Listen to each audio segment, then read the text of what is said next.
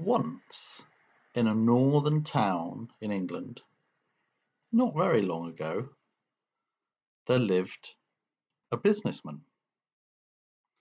And this businessman was very rich. He was the richest person in the town. So rich, he pretty much owned the town. He owned all of the mines that surrounded this town. Dangerous places where men died. 3 of them there were: north, south, and west. He also owned the mills that sat on the banks of the rivers that crisscrossed around the area about the town. Again, 3 of them, dangerous places. Children would be brought up from the workhouses in London, worked very hard, often to death. And this businessman, the miserly fellow that he was, also owned 3 properties, 3 houses. The first was to the north and had great stables and beautiful horses, but he never visited. The second was like a stately home down in the south, all staffed with butlers and servants, but he never visited. And the final house was right in the middle of the town, a townhouse, crumbling, a ruin, and that is where he lived. Now one day, this miserly businessman was looking around the townhouse. This is where he also had his office. And he noticed the dust was laying thick on all of the services, and he noticed that his clothes were slightly threadbare, and actually he'd not had a good meal in a little while. There was no one to look after him. And so on that day he decided that he would put an ad in the local post office for some help. Help Wanted was the title, and he placed it in the window. Some days later, she arrived at the top of the street. No one's quite sure how she got there. And she made her way down the pavement, the clip-clop of her boots sounding heavy as she walked towards the post office. A broad woman with a little pillbox hat and blonde curls poking out the bottom. Her coat was done up tight around her neck against the cold of the town. And in she walked to the post office. "I'm looking for a job," she said to the postmistress. "Ooh, no jobs round here, love." "Ah, but there's one in your window." "Oh," said the postmistress, "that's not a job. That's just our local dignitary wants somebody to cook and clean and look after him generally. But I wouldn't take it, love. I wouldn't take it." But take it she did. She took the card, noted the address, and walked straight to the miserly businessman's door. Clop, clop, clop, she went. Well, actually, the miser, he was a bit surprised that somebody was clopping on his door at that time of the morning, but he went and opened it just the same, and there she stood with the card in her hand. "I have come for the job," she said. The miser was a little bit taken aback. "My God," he said, "have you?" He seemed very surprised. "Well, look, I'm not really paying. You can have some lodging. I'm not sure I really want to feed you as well, though. He was very, very tight with money. That's okay, she said. I require you to provide me with no food, but just lodging. And I shall clean, and I shall cook, and I shall mend your clothes. Will that be sufficient? Oh yes, that's very good, but what will you do for food if I'm not paying you any money? Ah, she said. Every morning I stand at the window and I open it fully and I take 3 deep breaths of fresh air. And that sustains me for the entire day. Really? Said the man. Oh, yes, okay, good. And so it was agreed. She would start at once, and start she did, cleaning, cooking, mending clothes. And so it went on. The miser, as I've mentioned before, had his office in this house.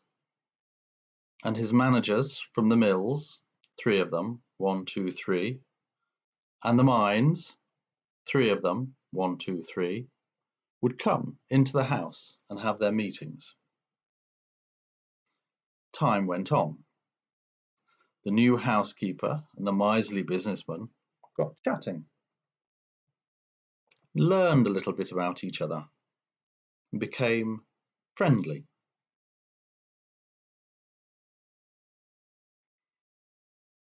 And over time, people began to notice a change in the miserly businessman, maybe a softening. And they were pleased because he'd been a hard-bitten businessman all of his life. And so it went on. She cooked, she cleaned, she mended. They became close. And she thought that he was making a change, turning a corner, turning over a new leaf. Then one day, there was a terrible, terrible accident in one of the mills. The great looms, these great machines turning out all of this material. One of them had broken down and caught one of the youngsters working on it and caused grievous, grievous harm. The mill worker, the mill manager, he was in shock, and he'd come into the miserly businessman's office and explained what had happened. And there'd been blood everywhere. And the child still lived. Shall I send for a doctor, sir? The mill manager inquired. Why, no. Why would I want to spend money on nothing more than a resource? Said the miserly businessman. And they carried on the conversation about how they would lose some productivity and how they could make it up and how they could wash down the machine and when would it be repaired and when would it be back online. And the housekeeper stood quietly in the shadows, listening. Sadly, she had not managed to get the miserly businessman to turn over his new leaf, to turn a corner, to be a different person. Clearly, something a little bit more serious was required. When the mill manager had left and the miserly businessman was back to work, the housekeeper began to prepare an evening meal. She lit the stoves, took out the great pans, the great roasting dishes, and she started to prepare. The miser, the miserly businessman, could hear all this commotion and looked out from his study to see what was going on in the kitchen. Oh, he said, there seems to be some nice activity going on. We shall have a lovely meal tonight. And he continued to watch his housekeeper. Once she had prepared everything, she went out into the yard where the miserly businessman kept chickens, and she took with her a stool and sat in the middle of the chicken coop. The miserly businessman looked out from his study. The housekeeper looked directly at him, reached down and grabbed the nearest chicken, wringing its neck, and began to pluck the feathers from the chicken. Oh, thought the miserly businessman, we'll be having chicken tonight then. Very good, very good. She's very aggressive with the pulling of the chicken and the feathers. And yank and yank and yank and yank, and anger on her face. Oh, yes, she's very physical with the chickens, I notice. And the first chicken was complete. She threw it down onto the ground. Oh, the miserly businessman noticed, do you know, a tingle in his fingers. I've been working very hard, he said. I have a little tingle in my fingers. The housekeeper looked around and saw a second chicken and grabbed it by the neck and immediately dispatched it and began again ripping the feathers. And the miserly businessman continued to look. Oh, he said, we'll be having 2 chickens. She's very rough with them, but I'm sure that's how you're supposed to do it. And she yanked and pulled and pulled and pulled, and the feathers went everywhere. And she continued her task until all the feathers were pulled from the chicken. I have been working very hard, thought the miserly businessman. My hand is tingling. My hand is tingling now.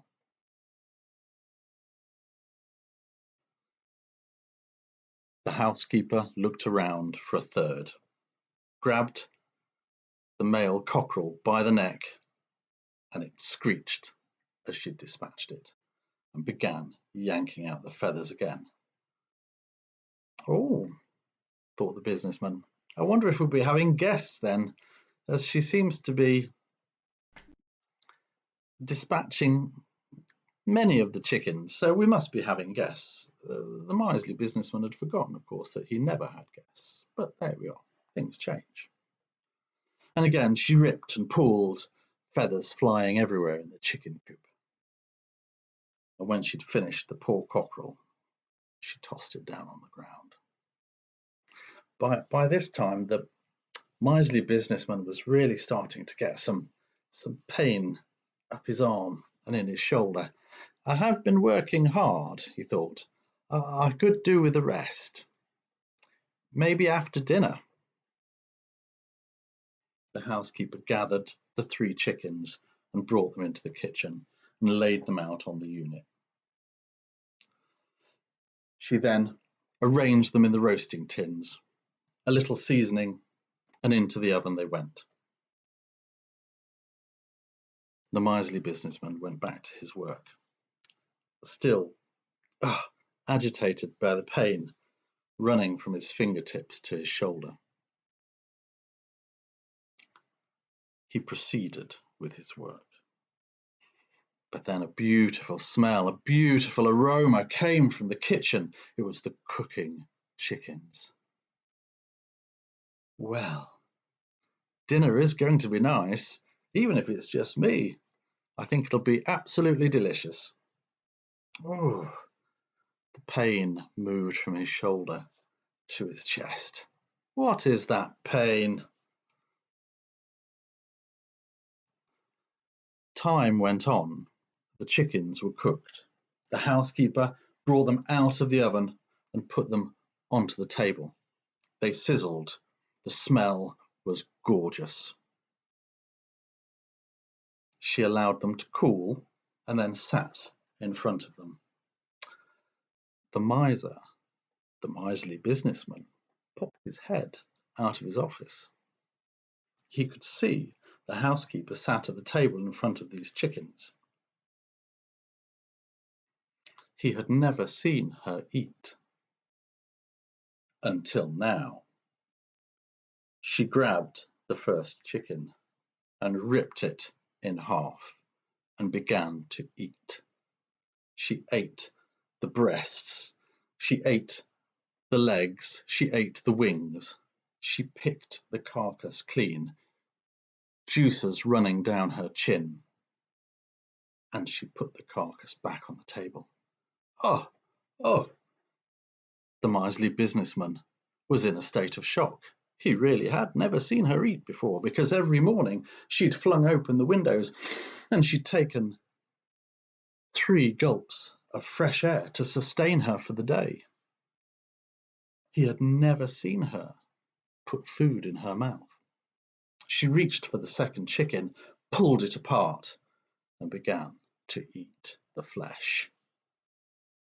By this time, the miser had massive pains across his chest.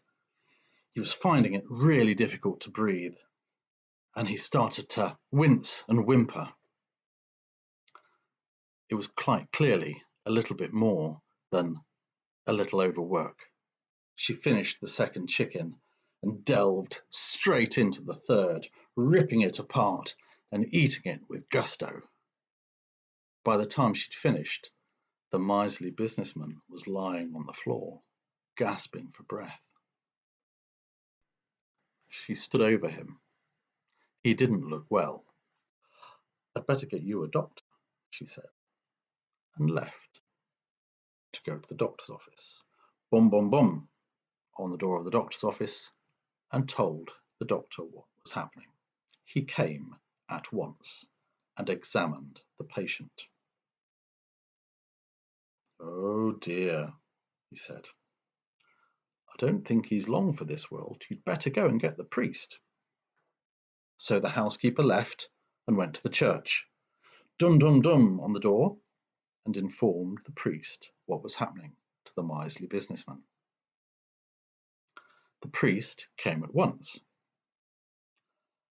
and gave the last rites to the businessman, and then said to the housekeeper, "He's not long for this world. If I were you, I'd go and get the lawyer." "Yes," said the housekeeper, and she left, and bum bum bum on the lawyer's office door. She explained to the lawyer what was happening, and he came at once. Said the lawyer. "Sir, I notice that you have not made a will, and I think that now is probably an opportune time in front of all of these esteemed witnesses for you to do so. So, let's start at the top." By this time, the miserly businessman was lying on the floor, gasping for his last breath, and looking angrily at the housekeeper. "Let's talk about the 3 minds that you have," said the lawyer. "Who will you be leaving them to?" The miserly businessman glowered at the housekeeper, pointed, and said in his gasping voice, She, 3, she, 3. He could barely get the words out. "Ah," said the lawyer. Good idea, good idea. The 3 minds to the housekeeper. Lovely, lovely. And what about the mills? Who will you be leaving those to?" Well, the miser couldn't believe his ears. "No, no," and pointed angrily at the housekeeper. 3, she, 3. 3. Yes, the mills to the housekeeper. Good, you 2 have been getting along, and Chad, it's good to leave them to somebody who you trust. And what about the houses? Bye now. The miserly businessman was breathing his last. He raised his finger and prodded it at the housekeeper, to which the lawyer assumed that he was leaving his houses to her as well. In front of the two other esteemed colleagues, the priest and the doctor, the will was ratified, as the housekeeper was now the beneficiary. The miserly businessman gasped his last, and within the week the priest had put him 6 feet under. In the next 12 months, a lot changed in the town. It had been a dark, cruel, dangerous place, and now a light shone on the place. The mines became safe. The safety of the workforce in the mines became paramount.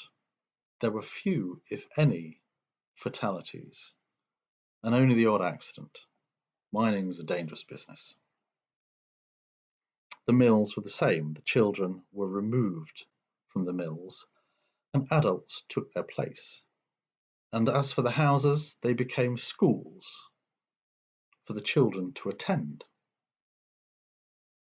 They played on the streets, they laughed, they joked. The whole place became vibrant, a community again. The year turned, became a bit chilly. It was time for her to leave. The place was completely different, but nobody noticed as she walked quietly up the street. Her pillbox hat on top of her head, little blonde curls falling from underneath, and her coat wrapped up against the cold. But no clip-clop of boots this time. Quiet footsteps. Nobody noticed that she was leaving. And leave she did, for somewhere there was another town that needed a change, that needed her. Thanks for listening.